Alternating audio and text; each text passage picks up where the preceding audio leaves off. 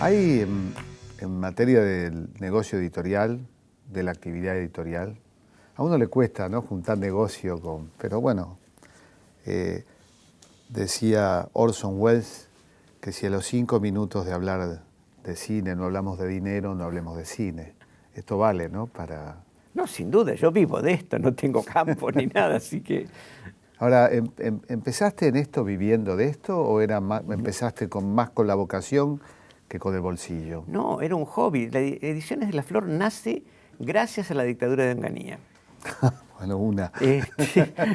Yo era abogado, ejercía la profesión con un socio de mi edad, que habíamos sido compañeros en el colegio secundario y después en la facultad.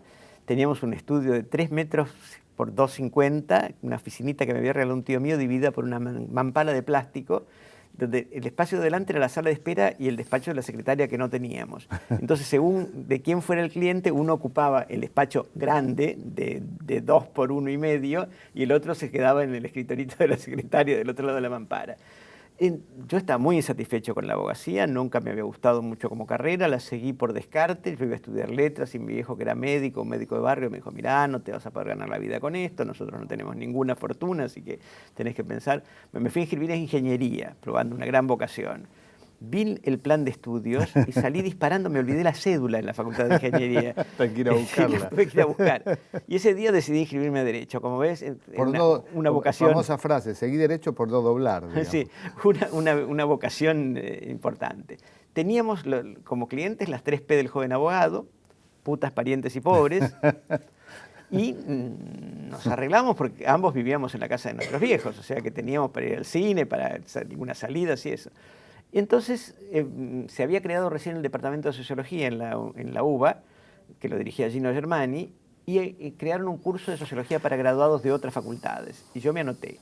Y cursé varias materias con profesores maravillosos: Tulio Alpenindón, Historia Social, Psicología Social con Analía Kornblit. Se produce el golpe del 66, la noche de los bastones largos, interviene la universidad, se van, despiden o renuncian todos los profesores con los que yo estaba cursando.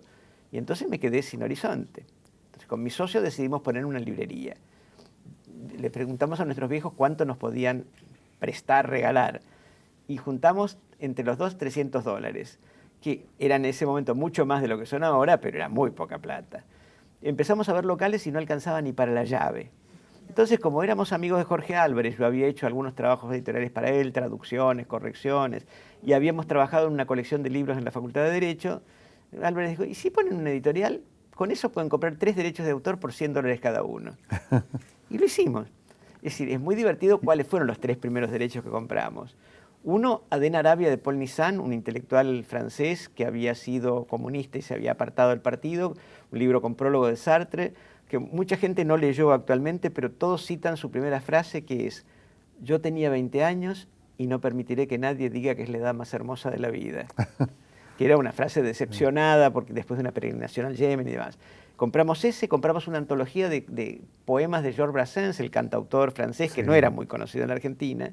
Y Álvarez, con gran criterio político, no se olviden que era el año 1966, dijo: el Departamento de Información de los Estados Unidos, que funciona en la Biblioteca Lincoln, que es un servicio de espionaje, está muy atento a la aparición de nuevas actividades culturales. Entonces hay que publicar un libro de autores norteamericanos para no quedar en la lista de posibles enemigos de los Estados Unidos, que va a motivar un escrutinio más cercano.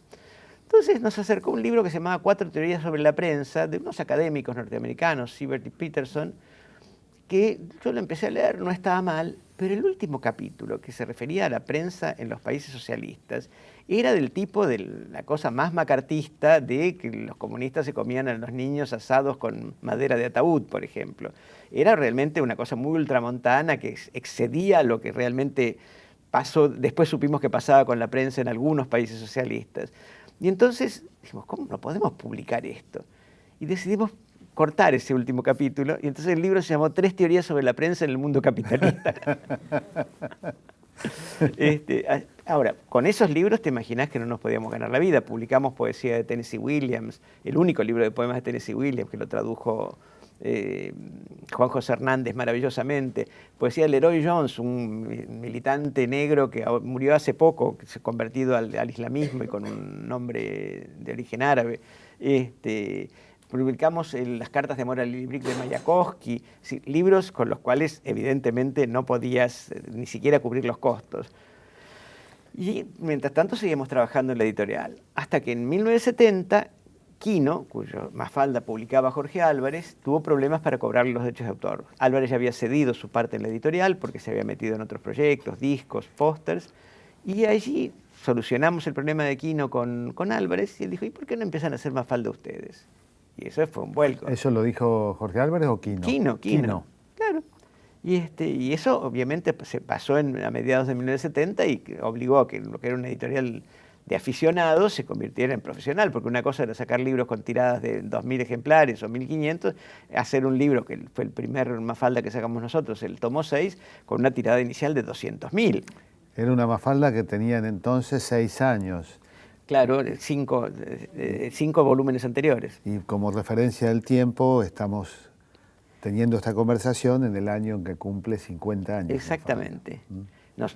Salió la primera efectivamente hace 50 años, que la publicó Álvarez, hasta el volumen 5, y desde el 6 la publicamos nosotros y se reimprime regularmente todos los años. ¿Por qué pensás que Mafalda tuvo tanto éxito? Y un éxito universal, porque hay momentos donde uno siente que le gusta más incluso a los europeos, a los extranjeros, a los europeos sobre todo, que a los argentinos, y tampoco les gusta mucho a los norteamericanos. Quino dice que no es universal porque en África no la conoce nadie. Es una frase que ha dicho muchas veces. Es decir, la última edición en idioma extranjero es en Indonesia.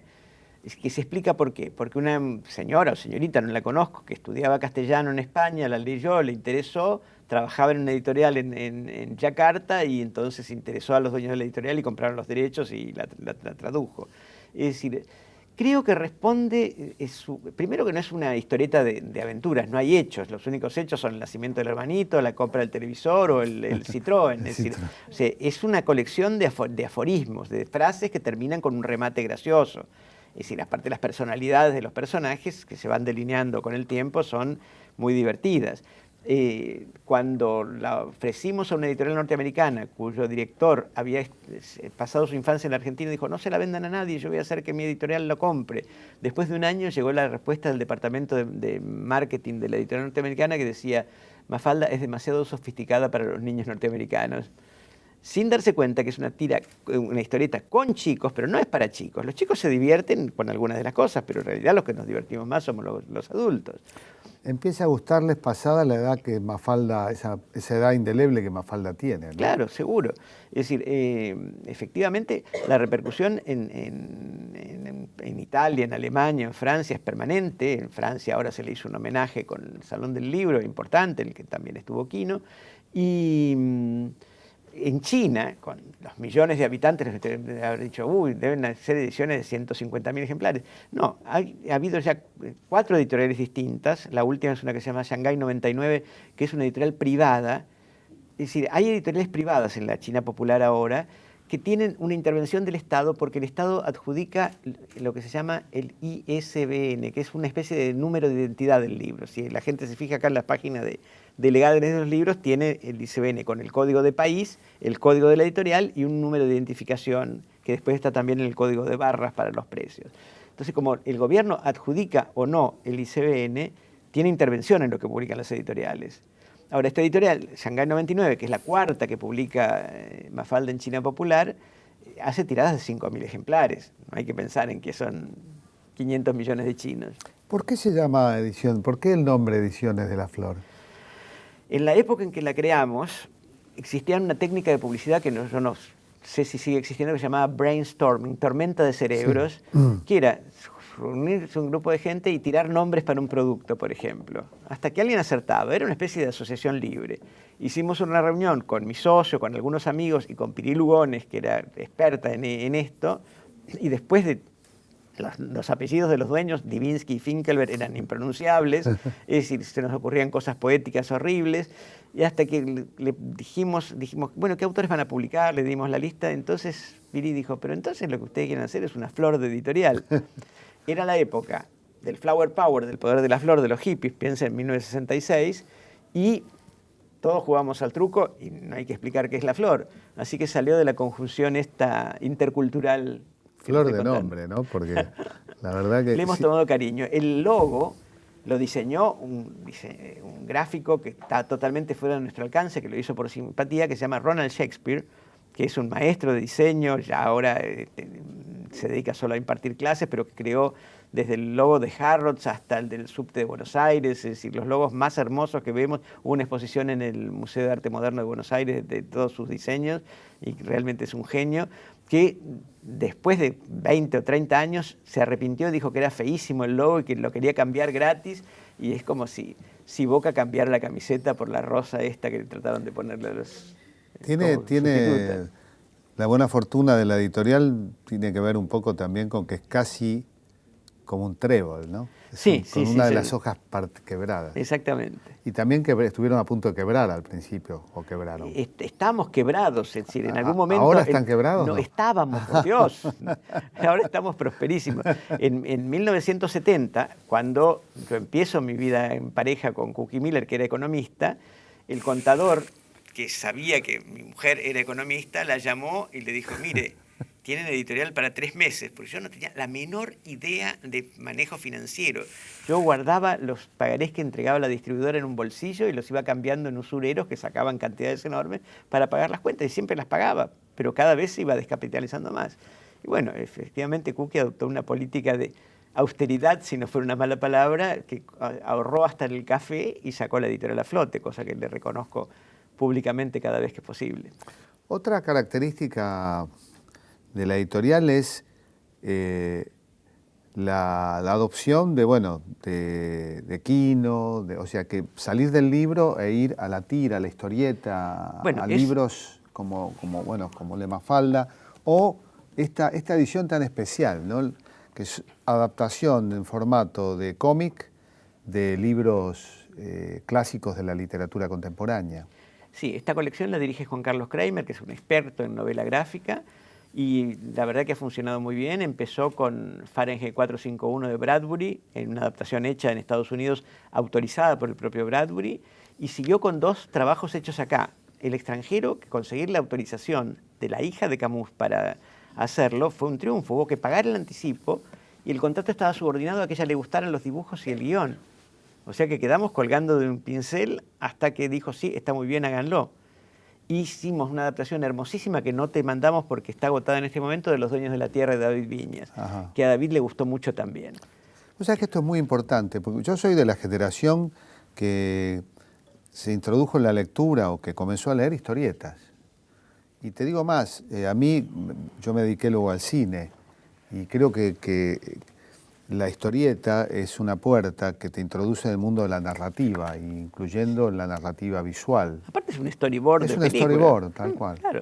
Es decir, bueno, yo también. Pero sin embargo hoy no hay tantas revistas de historieta y de pronto, la aparición de estos libros de alta calidad, cosa que es muy común en Europa, en Francia, en Italia, por ejemplo. En Estados Unidos, fui hace unos 10 años a Nueva York, fui a una librería en el Soho, en el barrio más intelectual, y tenían una pared completa de novela gráfica. Aquí es relativamente una innovación y tiene la ventaja de que a la gente más joven, hecha en la cultura de la imagen, le favorece la lectura y no quita nada de la esencia de las obras que se adaptan, porque lo fundamental es que sean muy respetuosas de la obra que se publica. Ahora para la feria vamos a sacar Lo mejor de Poe, una adaptación a novela gráfica de varios cuentos, de los más famosos, El tonel de Amontillado, La caída de la casa Usher, y del poema El Cuervo, hecha por Edu Molina, un muchacho argentino que vive en México, que nos mandó la propuesta y nos pareció fascinante. Y vamos a sacar otra cosa más rara todavía, un anglo-italiano, Richard Apignanesi, hizo una adaptación a novela gráfica del caso del hombre de los lobos de Freud, uno de los casos famosos porque la descripción que hizo Freud y porque el propio neurótico después escribió la historia. O sea que no hay casi tema que no pueda ser abordado. Tenemos el libro del Génesis adaptado por Robert Crumb, que es uno de los genios, lo conocés por el cine, supongo, sí. Es el de Fritz el Gato y demás, hizo una adaptación realmente extrema del libro del Génesis. Y realmente creo que si algo nos define, y esto sí lo puedo decir sin presunción, es que no estamos cerrados a ninguna innovación. Vamos a sacar para la feria el primer libro hecho a base de tweets. Es una cosa totalmente rara. Hay un filósofo en Mar del Plata que se llama Tobias Schleider que publica un tuit bajo el nombre del Topo Erudito desde hace años y tiene 250.000 seguidores. Hay un gran diagramador e ilustrador de libros infantiles que se llama Cristian Turdera, que se fascinó con este tuit, que es una frase que publica de lunes a viernes en castellano y en inglés, que es algo más que un aforismo, porque son cosas llenas de sabiduría. Realmente yo no me gustan los aforismos, pero esto me parece bellísimo. Y Turdera empezó a ilustrar uno cada día y una selección de unos 100 de esos compone el primer libro de lo que se va a llamar El Topo Ilustrado. Y es un experimento. Es decir, ¿se puede escribir un cuento en 140 caracteres? ¿Qué pensás? Bueno, yo he sido jurado de algún concurso de cuento breve que organizó Juan José Pano, el periodista, en su escuela de periodismo, y la verdad que sí, se puede escribir un cuento en una línea, el famoso de Monterroso. Cuando se despertó, el dinosaurio todavía estaba allí. Es maravilloso. Bueno, esperemos que cuando volvamos estemos con Diviski en el último bloque de Puerto Cultura.